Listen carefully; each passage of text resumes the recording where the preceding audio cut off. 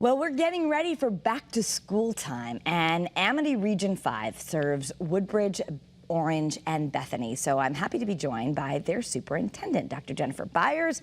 Thank you so much for being here.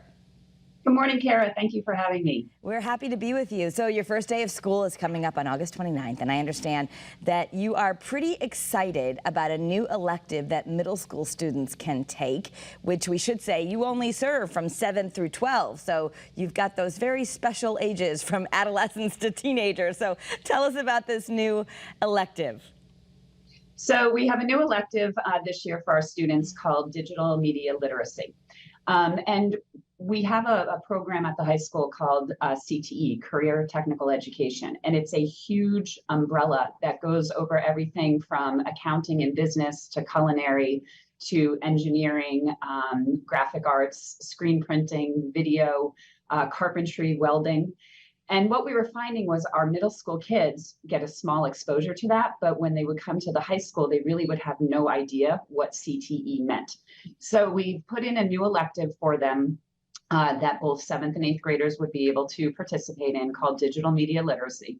And the digital media class is going to cover things from podcasting to broadcast journalism.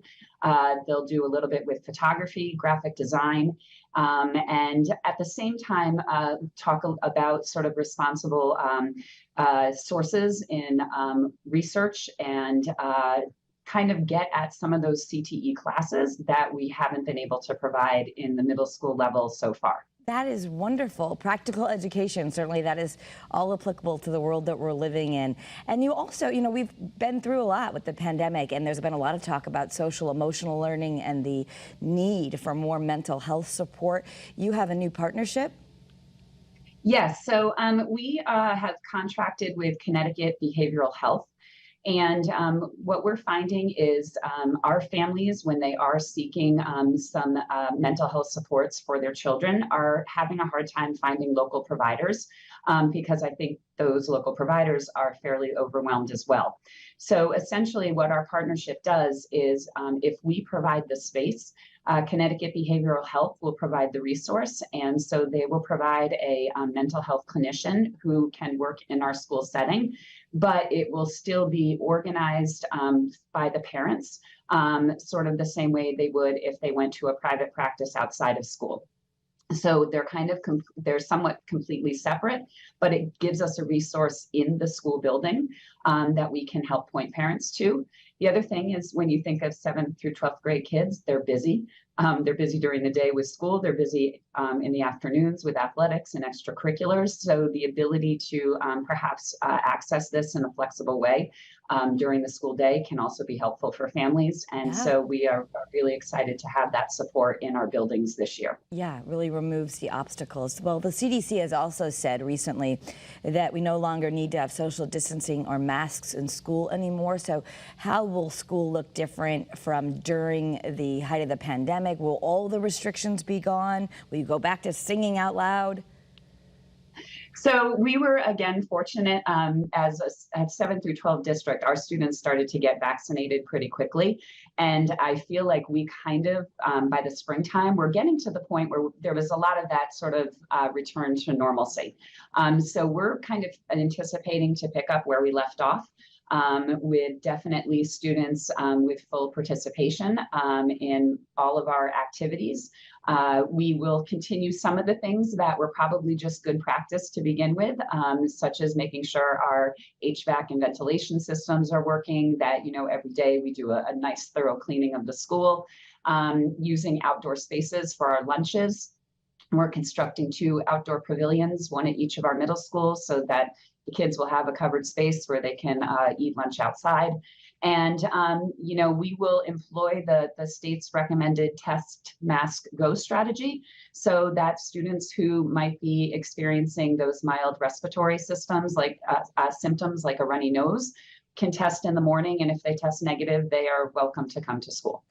Okay, so that's gonna be a little different for parents. We were confused before. It used to be like, if your kids have anything, keep them home, keep them home. Now, if they have a runny nose, then you would typically have sent them to school saying, honey, it's just a cold, you need to go to school. That's gonna be okay this year. Yes, we're going to trust our families do the right thing, that they do test their kids, And probably the most clear-cut rule is that if a student has a fever, they shouldn't be coming to school. And honestly, that was how we operated before.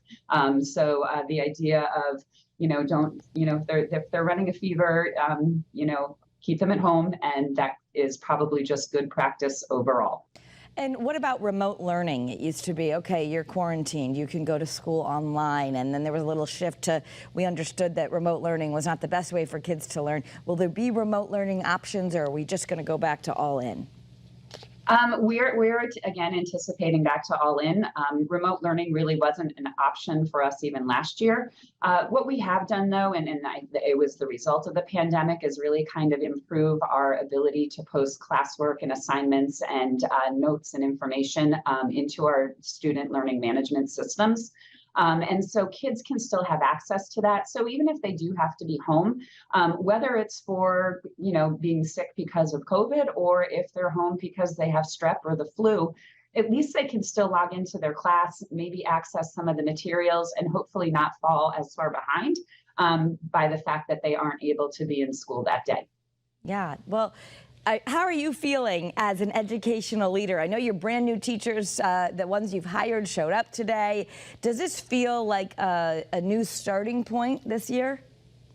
So it does. Our theme for this year is reset, reboot, and recharge. But we definitely have that feeling like we are the lights. We're at the end of the tunnel, hopefully. And this entire summer and leading into this school year feels like we're getting back to the things that we really should have been concentrating on, making sure we're providing a fantastic academic program, making sure that our students and our school climate feels welcoming and engaging, in getting kids into our extracurricular activities and our athletics.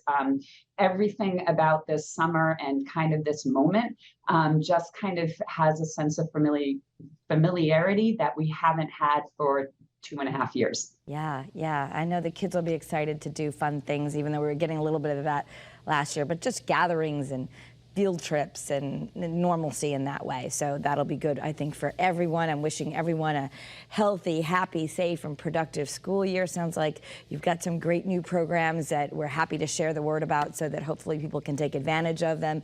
Dr. Jennifer Byars, thank you so much for being with us. Thank you, Kara. Have a great school year. You too.